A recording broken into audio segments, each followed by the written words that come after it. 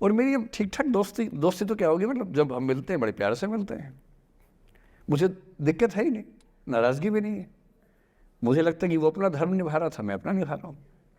और अगर मैं दुश्मनी पाल लेता, अपना बीपी बढ़ाता, डायबिटीज़ करवा लेता, मैंने पाला ही नहीं, ना मैं पालता हूँ। और भी ऐसे कई इंस्टांसेस हैं जहाँ दुश्मनी करने का पूरा स्कोप था, पर मैं दुश्मनी करता नहीं, मुझे शौक ही नहीं दुश्मनी करने का। मेरा दुनिया में एक भी दुश्मन नहीं है, मतलब मैं कईयों का हूँ, मेरा एक भी नहीं है। जो मुझे अपना दुश्मन मानते हैं वो मेरे दुश्मन नहीं, मेरे लिए वो परिचित हैं, जो मित्र हो सकते थे या हो सकते हैं। फिलहाल मित्र नहीं है, लेकिन दुश्मनी नहीं है। और अगर दुश्मनी कभी हो भी जाए ना, ये ध्यान रखना है कि बाद में दोस्ती हो सकती है।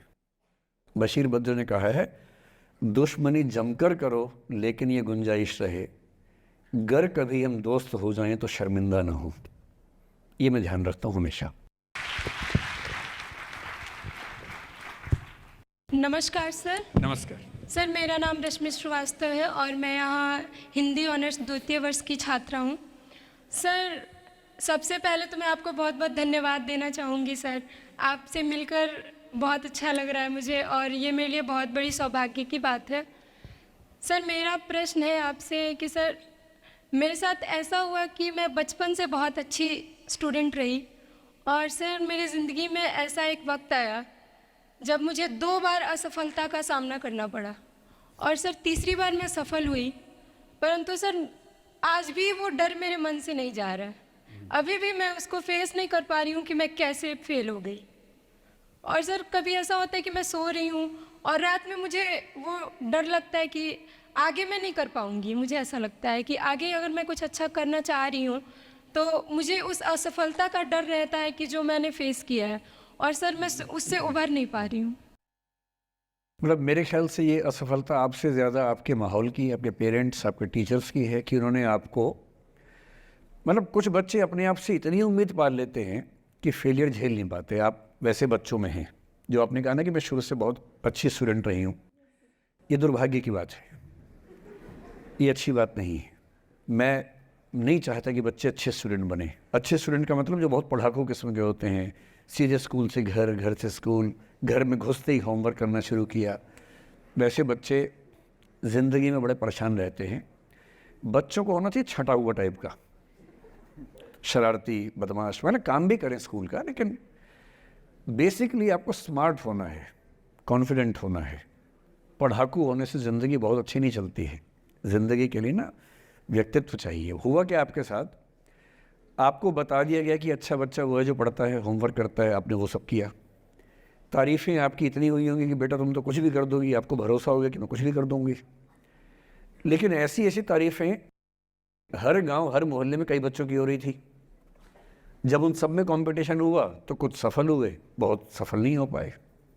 तो जो सफल नहीं हो पाए उनको बहुत बेचैनी हुई। आपका सौभाग्य है कि अब तीसरी बार में सफल हो गई। कई ऐसे लोग हैं जो कभी सफल नहीं हुए ज़िंदगी में, उनको भी तो जीना है।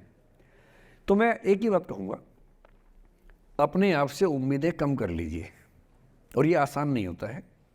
इसका तरीका ये है कि एक दो ऐसे अच्छे दोस्त जो अच्छे भी हैं, दोस्त भी हैं, और बहुत उम्मीदें ना रखते हैं, ना आपको रखने देंगे अपने आप से।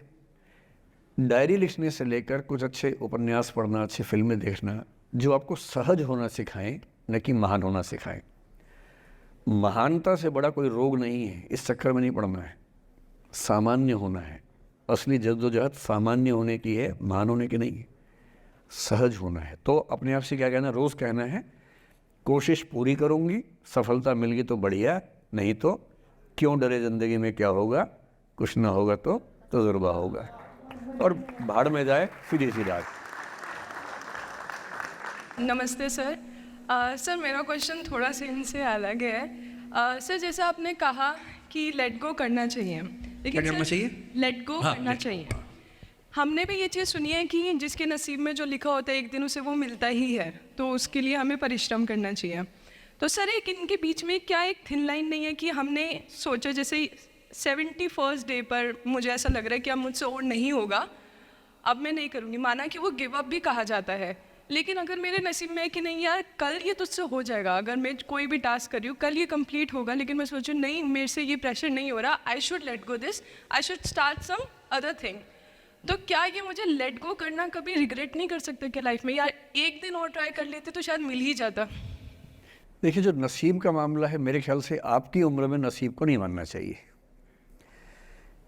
दुनिया में किसी को नहीं पता कि नसीब है या नहीं, और है तो कितना है। सब तुक्का लगा रहे हैं, मैं भी तुक्का लगा रहा हूँ, ठीक।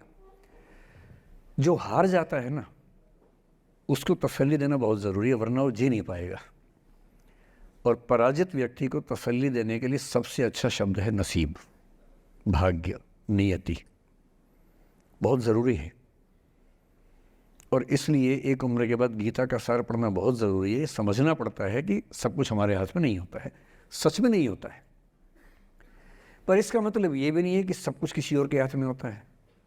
अगर ऐसा होता तो बिना मेहनत करने वाले आईएएस बन जाते या कुछ भी बन जाते। ये हो सकता है कि आईएएस बनने के एग्ज़ाम में 10 ने मेहनत की, उनमें से 8 का हुआ, 2 का नहीं हुआ। पर ये नहीं हो सकता कि एक आदमी ने मेहनत नहीं की तो उसका आईएएस हो गया। बिना मेहनत के तो नसीब भी नहीं मिलने वाला है। इसलिए ये मान लीजिए कि कुछ ना कुछ चीज़ें हमारे कंट्रोल में नहीं हैं, लेकिन जितना कंट्रोल में है उस पर पूरी ताकत लगाएंगे, पूरा डिसिप्लिन रखेंगे, तो हम अपनी किस्मत सबसे अच्छी लिख पाएंगे। सबसे अच्छी मतलब बाकियों से नहीं, मेरी जितनी अच्छी हो सकती है उतनी अच्छी लिख पाएंगे। और इसलिए अगर आपको लगे कि मैं नहीं कर पाऊंगी कोई काम, तो उसको गिव अप ही कहते हैं। लेट गो का मतलब तब होता है जब आप मन भर चुका है, अब उसकी ज़रूरत महसूस नहीं हो रही। जैसे आईएएस बनने की कोशिश कर रहे हैं, नहीं बन पाए, तैयारी छोड़ दी, गिव अप है। बन गए, नौकरी की, मज़ा नहीं आया, छोड़ दिया, ये लेट गो है।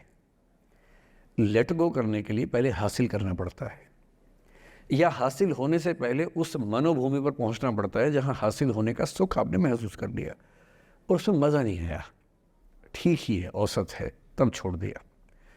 इसलिए आपकी उम्र को शोभा नहीं देता कि हम नसीब की बात करें, ये शोभा देता है मेरी उम्र को।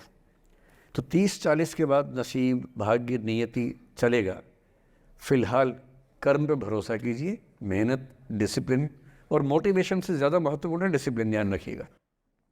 मोटिवेशन का ग्राफ ऐसा होता है, फिर ऐसे नीचे आता है धीरे धीरे।